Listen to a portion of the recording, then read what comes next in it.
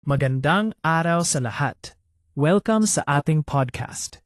Ngayon, pag-uusapan natin ang isang napakahalagang tema, ang self-presentation. Tama ka diyan. Ang self-presentation ay tungkol sa kung paano natin ipinapakita ang ating mga sarili sa iba. Conscious man o unconscious. Oo. At sa mga lugar tulad ng trabaho, social media, at maging sa ating komunidad, madalas tayong nag-a-adjust sa ating mga kilos. Bakit nga kaya natin ito ginagawa? Sa tingin ko, madalas tayong nag-a-adjust upang maiwasan ang husga o para maging katanggap-tanggap sa lipunan. Pero may mga epekto ito. Tama. Ayon sa National Center for Mental Health, ang labis na pagtatago ng ating tunay na nararamdaman para sa perpektong imahe ay maaaring magdulot ng stress o depresyon. Kaya naman, mahalaga ang balanse, di ba?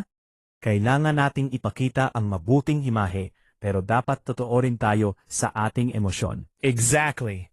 At speaking of emotions, narinig mo na ba ang trivia na ito?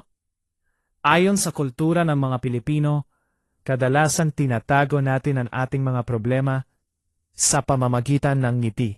Oo, dahil ayaw nating maging pabigat sa iba. Pero paano tayo makakahangap ng tamang balanse sa pagpapakita ng ating mga emosyon? Isang magandang tanong yan.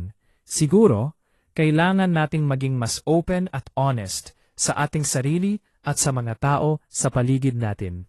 Tama.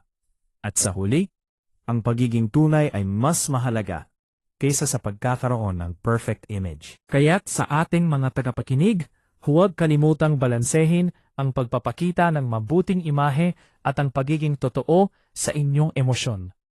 Salamat sa pakikinig. Hanggang sa muli. Ingat kayo.